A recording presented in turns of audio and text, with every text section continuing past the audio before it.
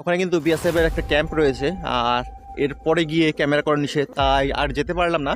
গিয়ে বাংলাদেশ ভারত সীমান্তে সব থেকে বড় কালীমায়ের পুজো হচ্ছে এই 14 হাত কালীমায়ের পুজো। এই যে এখান থেকে কিন্তু বিএসএফ এরা নজরদারি চালায় সীমান্ত এলাকায় সীমান্তে। আর আমি কিন্তু এখন ইন্ডিয়াতে দাঁড়িয়ে রয়েছি, আর এই ইন্ডিয়াতে দাঁড়িয়ে কিন্তু আমি বাংলাদেশের ট্রেন দেখতে পাচ্ছি। এই যে বাংলাদেশের ট্রেনটা চলে গেল। বন্ধুরা তোমরা জানো, আর যারা জানো না তাদের কিন্তু বলছি যে এই যে আমার পিছনে দেখতে পাচ্ছ সেই যে মেলা, এবং ওখানে কিন্তু মায়ের, তোমরা যদি একটু ভালো করে দেখো দেখতে পাবে মায়ের মন্দির, 14 হাত কালী মায়ের মন্দির।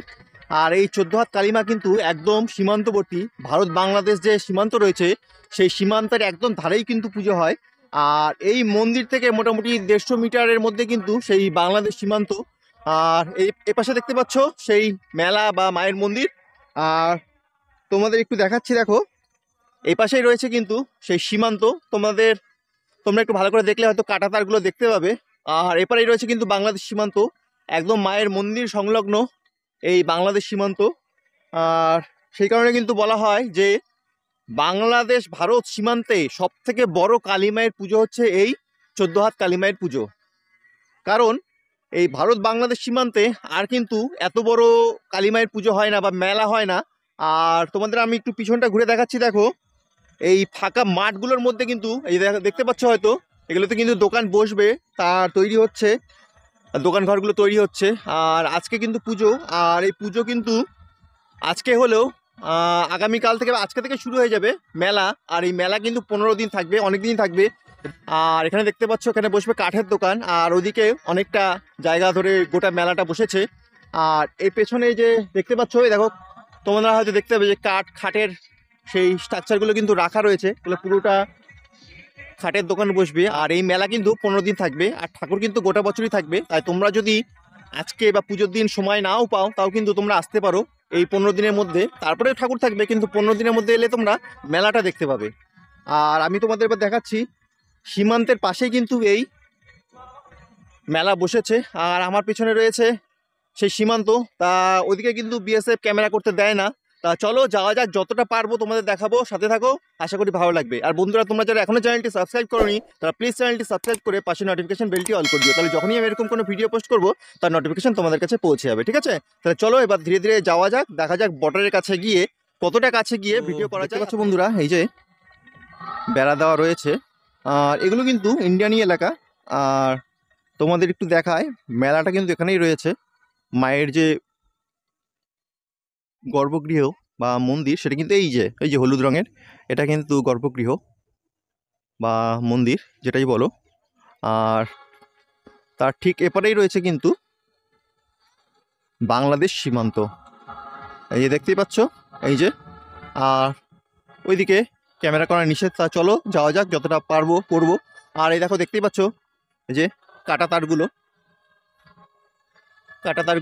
আর এখানে একটা খাড়ির মতো রয়েছে, এটা ইন্ডিয়ার মধ্যেই পড়ে। আর ওইদিকে দেখতে পাচ্ছ ওখানে কিন্তু সব দোকানগুলো বসবে, কাঠের দোকানগুলো। আর এই মেলা কিন্তু 15 দিন থাকবে।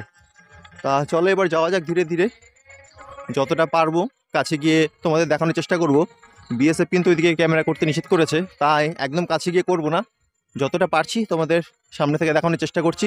দেখো বন্ধুরা দেখো, আর ওখানে কিন্তু বিএসএফ এর একটা ক্যাম্প রয়েছে, আর এরপরে গিয়ে ক্যামেরা করা নিষেধ, তাই আর যেতে পারলাম না।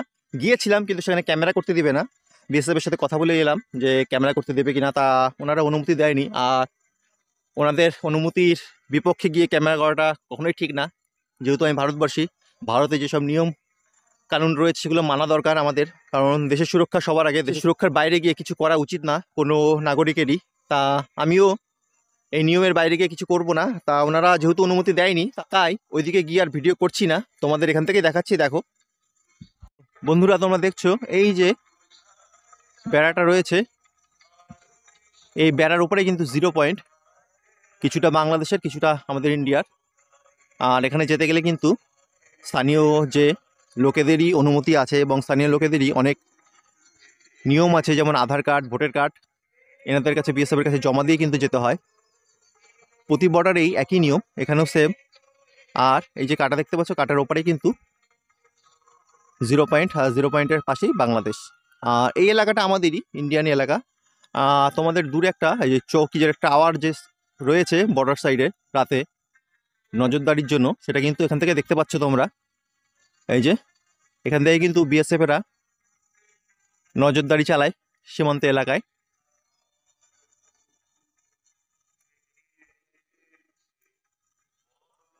আর বেড়ার ওপারে হচ্ছে 0 পয়েন্ট এবং 0 পয়েন্টের পাশেই হচ্ছে বাংলাদেশ, একদম সীমান্তবর্তী এলাকা। এটা দেখতে পাচ্ছ ওই যে রেল যাচ্ছে, এই রেলটা কিন্তু ভারত থেকে বাংলাদেশে যাচ্ছে। এই যে রেল বাংলাদেশ থেকে বাংলাদেশে যাচ্ছে, ও বাংলাদেশ থেকে বাংলাদেশে যাচ্ছে, দেখতে পাচ্ছ। তারা বুঝতেই পারছো যে এই 14 হাত কালী মায়ের মন্দিরটি কতটা সীমান্তবর্তী, একদম বাংলাদেশ সীমান্তে। আর আমি কিন্তু এখন ইন্ডিয়াতে দাঁড়িয়ে রয়েছি, আর এই ইন্ডিয়াতে দাঁড়িয়ে কিন্তু আমি বাংলাদেশের ট্রেন দেখতে পাচ্ছি। এই যে বাংলাদেশের ট্রেনটা চলে গেল, এই দেখো, এই দেখো ট্রেনটা যাচ্ছে। পেঁয়াজের কন্টেন্ট মানে আর হবে না। তাহলে দেখতেই পাচ্ছ বন্ধুরা আমরা ভাবছিলাম একটু ইয়েতে যাব, কাস্টম অফিস, ওইখানে কতটা কাছে এই মায়ের মন্দির, একদম বাংলাদেশ সীমান্তে। ল্যান্ড কার ছিল, বাংলাদেশের ট্রেনগুলো দেখা যাচ্ছে। দাদাও বলছিল করা যাবে।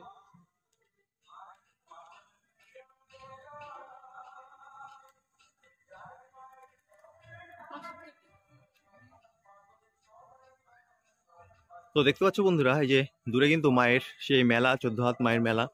আর তার পাশে কিন্তু রয়েছে আরেকটি মায়ের মূর্তি এবং মন্দির, দেখতেই পাচ্ছ এই যে। আর ভাদ্র মাসে কিন্তু এই মায়ের পুজো হয়। তোমরা এখানে এই 14 হাত মায়ের দর্শনে এলে এই মায়েরও দর্শন করে যাবে।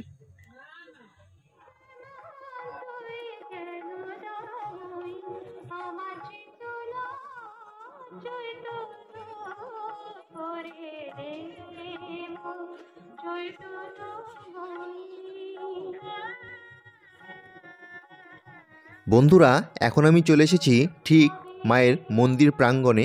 আর এই যে মায়ের বিরাট রূপ, বলা হয় 14 হাত। এই মায়ের উচ্চতা কিন্তু 14 হাত। আর এটি হলো হিলির সবথেকে জনপ্রিয় মায়ের পুজো, একদম বাংলাদেশ সীমান্তে। তা এই পুজো নিয়ে কিন্তু এর আগে আমি একটি ভিডিও বানিয়েছি, তোমরা চাইলে আমার চ্যানেলে গিয়ে দেখতে পারো, বা এই ভিডিও ডেসক্রিপশন বক্সেও আমি লিঙ্ক দিয়ে দেবো, সেখান থেকেও তোমরা পূজার ইতিহাস জেনে নিতে পারো। তো বন্ধুরা, আজকে দেখালাম তোমাদের বাংলাদেশ সীমান্তবর্তী এই 14 হাত কালী মায়ের পুজো। তা ইতিহাসও জানালাম। তা ভিডিওটি তোমাদের কেমন লাগলো অবশ্যই কমেন্ট করে জানাবে, আর ভালো লাগলে বন্ধুদের সাথে শেয়ার করবে। আর বন্ধুরা, এরকমই আরো সুন্দর সুন্দর ভিডিও দেখতে প্লিজ চ্যানেলটি সাবস্ক্রাইব করে পাশে নোটিফিকেশন বেলটি অল করে দিও, তাহলে যখনই আমি এরকম ভিডিও পোস্ট করবো তার নোটিফিকেশন তোমাদের কাছে পৌঁছে যাবে। ঠিক আছে, তাহলে আজকে ভিডিওটা এখানে শেষ করছি, আবার দেখা হবে পরের ভিডিওতে আবার কোনো নতুন জায়গায়।